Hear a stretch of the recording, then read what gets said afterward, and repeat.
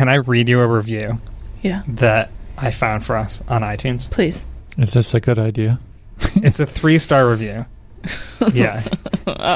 It says, "You guys are super knowledgeable and insightful, but your inside jokes and silliness are undercutting your message and frankly are annoying." Then in parentheses, "Are Claire and Galen having an affair?"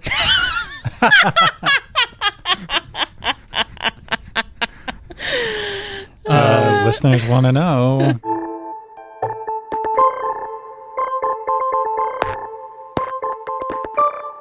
Hello and welcome to the 538 Politics Podcast. I'm Galen Druk, and this is part 2 of Buy, Sell, Hold. Today, we're going to be looking at the House, and in case you weren't with us yesterday, we looked at the Senate, and this is a little game we like to play where we throw caution to the wind and debate the odds listed in the forecast. So here with me to do that are senior politics writer Claire Malone. Hey, Claire, how's it going? Hey, Galen. And Micah, managing editor. How are you? Very good, thank you.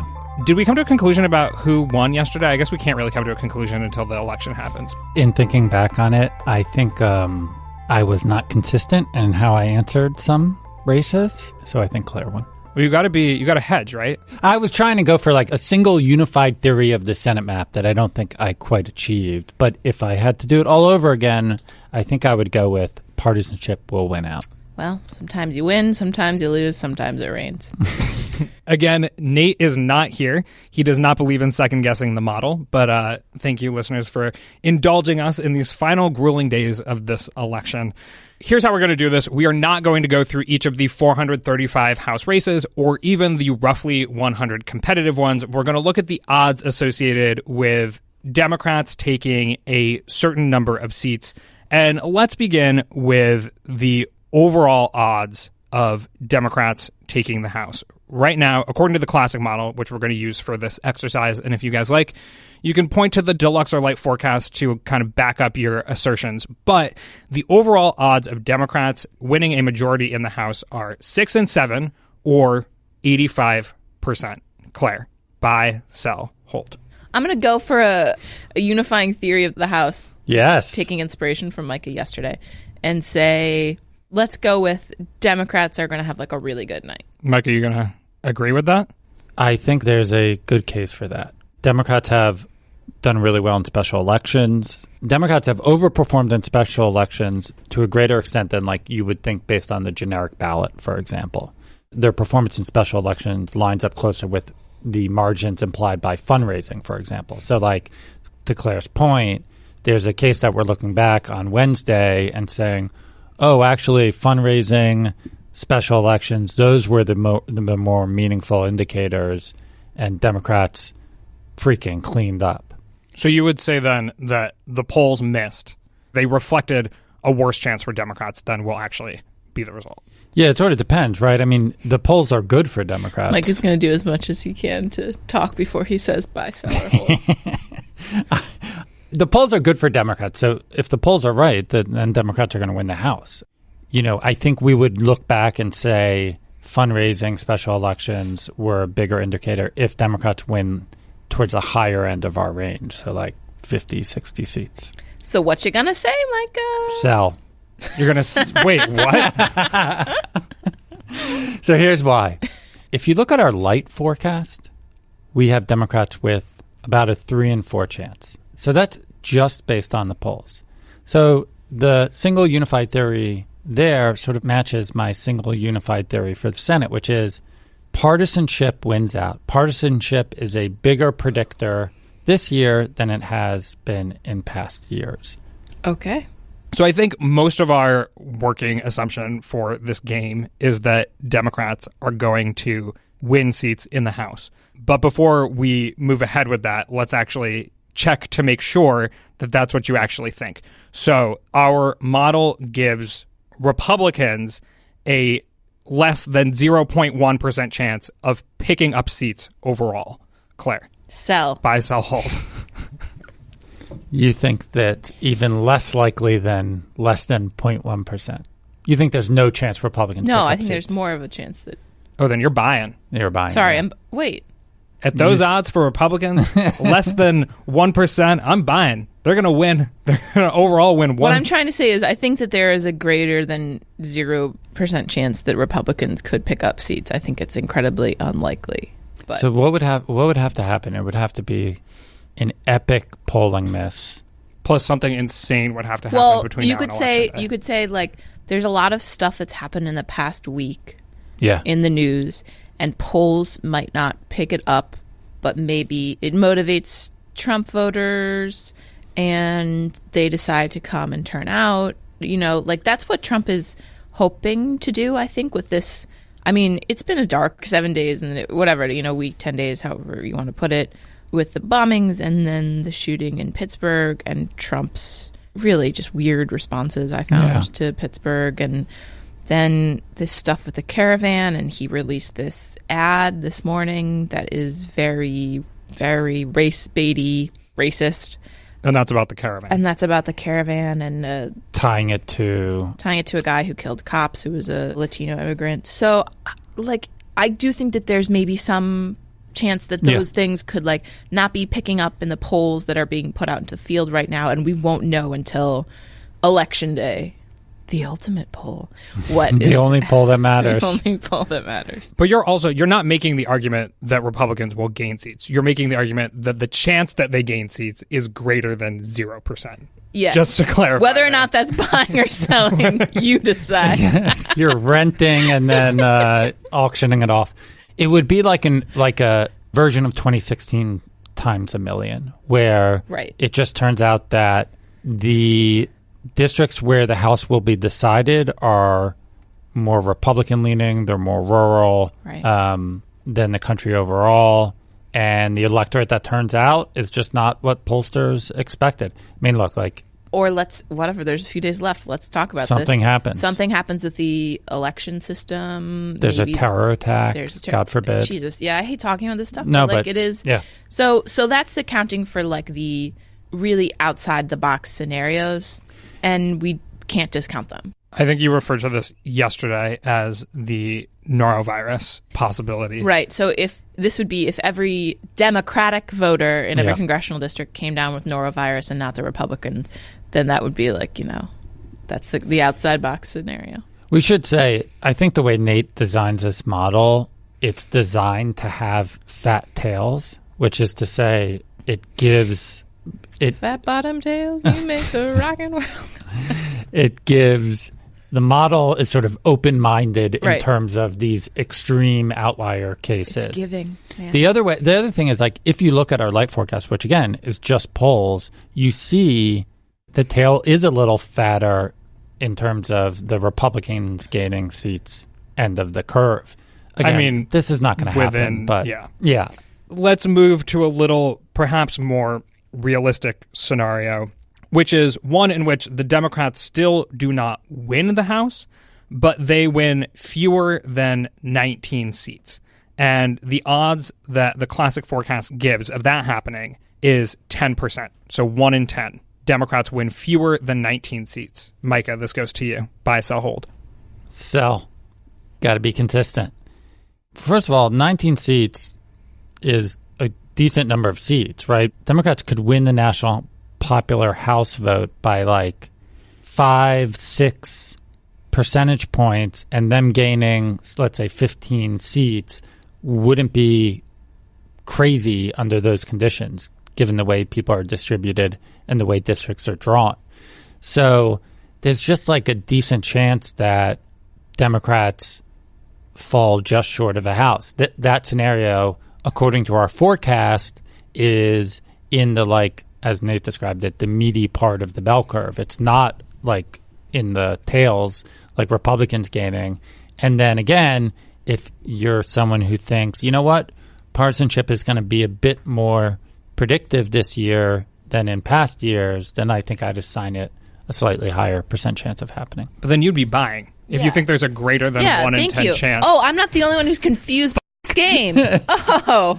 Yeah, I'm buying. I was sitting here in my chair, like, doubting whether or not I was like, wait, isn't he buying? Yeah, I was like, wait, so buying. I'm buying 1 in 10 odds of Democrats getting less than 19 seats. I will buy the prospect of Democrats gaining less than 19 seats at 1 in 10. It's more likely than 1 in 10. Okay. Claire.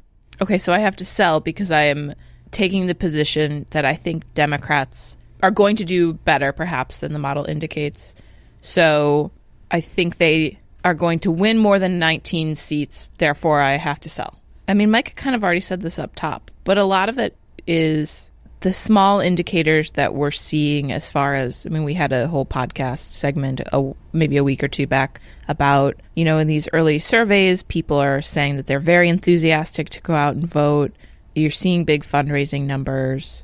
I find it a more interesting proposition that you could see, you know, maybe historic turnout, midterm turnout for this kind of year based on some of the early indicators that we've seen and the activation for the past 2 years of, you know, groups like women and the idea that a couple of states have exciting candidates for minority voters. So minority constituencies in like Georgia and Florida might come out and vote in higher numbers because they have a candidate with whom they identify. And, you know, someone like Barack Obama, for instance, in 2008 and 2012, saw huge turnout for black voters. And then, you know, black voters didn't turn out a lot for Hillary Clinton in 2016. So I don't know. I think I'm kind of basing it on that, where maybe there's something to the fact that this midterm could be a little bit of an outlier in terms of enthusiasm that we see from people, because usually people don't turn out in enthusiastic numbers for midterm elections.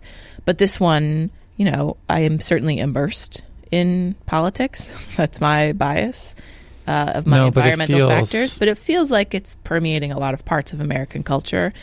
And I am interested to see if there are effects that we see of that on Election Day for Democrats. I mean, look, there are, to Claire's point, according to our forecast right now, the classic forecast, there are 26 seats that are rated as lean or likely Democratic. So if Democrats just win those, plus the 191 solid Democratic seats, I think that puts them at 217, which is one short of a majority. Right. So, you know, in that world, they have gained more than 19 seats pretty easily, you know, and then you're not even talking about the 18 toss-ups or the 18 or 19 lean Rs. Yeah, it's really not hard to imagine this night going like really well for Democrats. So let's test that possibility of the night going really well for Democrats. The forecast, the classic forecast, gives them a 10% chance, 1 in 10 odds, of winning more than 59 seats. So, Micah, buy, sell, hold. So here's what's weird. You know how I've been kind of selling all this stuff or operating under the assumption that Democrats might do a little worse than our model indicates? Part of the reason I was doing that is because our light forecast is a little more pessimistic for them. But actually, our light forecast gives Democrats a 10% chance of winning more than 60 seats, which is not all that different than the classic forecast. Mm-hmm. Well, the light kind of embraces more uncertainty, perhaps? Yeah, I don't know if it's, I think maybe it's that the curve on the light forecast is just flatter, which is to say, you know, it's more evenly distributed between the kind of middle of the road outcomes and the more extreme outcomes. But I don't know. Again, we've talked about this a little bit, but you don't have to look hard for signs that Democrats could not only have a good night, but have a freaking amazing night. It's the stuff Claire mentioned about fundraising, about enthusiasm sort of breaking through into quarters that normally don't turn out into midterms. But to keep consistent, I got to sell that. And the reason is that's a shitload of seats. That's a lot of seats. Can we give listeners what's the number of seats they need to flip to turn the House? 23. Yeah. So Democrats currently, and there's some footnote here about how you count vacant seats, but currently we show Democrats as having 195 seats. I believe that's counting vacant seats as belonging to the party that last held them. So they need 23 for the majority. Yeah, right now it looks like they will quite easily pick that up. We've talked about this a little bit before, but it's kind of the same thing with the Electoral College in 2016, where you don't have to travel all that far between the national political environment doesn't have to change all that much to go from Democrats barely squeaking out a majority or barely falling short to Democrats winning like 85 seats. The 85 is a lot of seats. But there are a bunch of districts that are gerrymandered by Republicans, Galen, you should weigh in here, that are like, I don't know what the exact numbers are, but they're like, 8, 9, 10, 11 points more Republican leaning than the country overall. And they were gerrymandered to be safe in almost any election, but it's kind of like, with the levee that breaks in a 100-year storm. If there is a 100-year storm this year, then all of a sudden you add a bunch more districts to the at-risk category for Republicans. So I think that is in part true. Yeah. But this idea that I've heard about of a gerrymander backfiring, it's pretty hard to do. I mean, if you look at the states that are quite successfully gerrymandered in our forecast right now, places like Texas, Michigan, Wisconsin, North Carolina, Texas is a huge state. There's only one district in that entire state that we forecast flipping right now, right? Yeah. If you look at states where there is a commission or the courts drew the map, states like California, states like New Jersey, Pennsylvania, Minnesota, those are the states that have so many more possible flips. Part of the story of those states is that these are places where if Democrats could have gerrymandered in 2010 and there wasn't a commission, they would already have these seats. Right. So we're going to see a lot of those flips. I would doubt there would have to be a much larger wave or tsunami for places like Texas or Wisconsin or North Carolina to have like a gerrymander actually backfire. And if we're in that territory, Democrats have had an amazing night. No, but that's kind of what we're talking about is I don't know if that happens with like a national environment of D plus 10 or if it takes like D plus 15 to happen. But that's not totally out of the realm of the possibility. That's the Claire scenario. Yeah, but now I'm thinking maybe I should just hold on this one because it's pretty unlikely. It's pretty unlikely. But look, Republicans gained 63 seats in 2010. We should do an article, by the way, Galen, you should do it, of forecasted Democratic pickups by type of redistricting rules. Yeah, I haven't done a rigorous study of this, but I think for multiple reasons. It's not just that Republican gerrymanders prevent Democrats from winning seats. It's also because a lack of a Democratic gerrymander has kept some seats competitive for Republicans over the past 8 years. Anyway. You look at like Democrats are forecasted right now to pick up 1, 2, 3, 4 seats in Pennsylvania alone. And why is that? Because Pennsylvania had its gerrymandered map thrown out, right? Yeah. So it gives you an idea of just how big of a factor these maps are playing. Yeah. Yeah, I mean, Pennsylvania and California alone, right there, you have 10 seats. Right. There's another question that's worth asking here, which is that we're having this conversation on a day when we assign an 85% chance to Republicans of keeping the Senate and an 85% chance to Democrats of winning the House. Are we willing to say which we are more confident in? Do you think there's a better chance that Democrats actually pull it out in the Senate or that Republicans actually pull it out in the House? Senate. I agree. Why is that? Because the Republicans are just in an extremely bad place in the House, I think. And in the Senate, there's a more likely map I see for, okay, we end up holding these seats and we end up flipping these couple of like very vulnerable seats. I just see more of a path for it. Yeah, there are, I think of the House data as like more diversified in a way, where you're getting all these polls all over the country and all these different districts. And it seems a little more predestined almost. Yeah, where in the Senate there's few enough races or few enough sort of like coin flips where it just kind of feels like the chances are greater. The uncertainty is greater, it feels like, in the Senate for both sides. I think Nate, as a model, if he were here, he would say, well, the forecast accounts for this stuff and blah, blah, blah, blah. But it just feels in your gut like a little more uncertain. Yeah. We're being pretty kind to Democrats here. But you think that there's just more uncertainty in the Senate. You know what? That is actually not reflected in the different models because Light, Classic, and Deluxe are all about 85% in the Senate. But if you switch to the House, There's 77% Right. according I'm to the on the light. record, though, saying that I feel like we don't know enough about some of the Senate races. The gap, though, in the House between the light forecast, where Democrats have about a 75% chance, and the classic forecast, where they have about an 85% chance, is kind of interesting. And that's a pretty big gap for 5 days before an election. That is true. Yeah. Well, We should get some listener input on this. Do you think, listeners, there is a greater than 10% chance that Democrats gain fewer than 19 seats? Or do you think there's a greater than 10% chance that Democrats gain more than 59 seats? And you could think both of those things, though.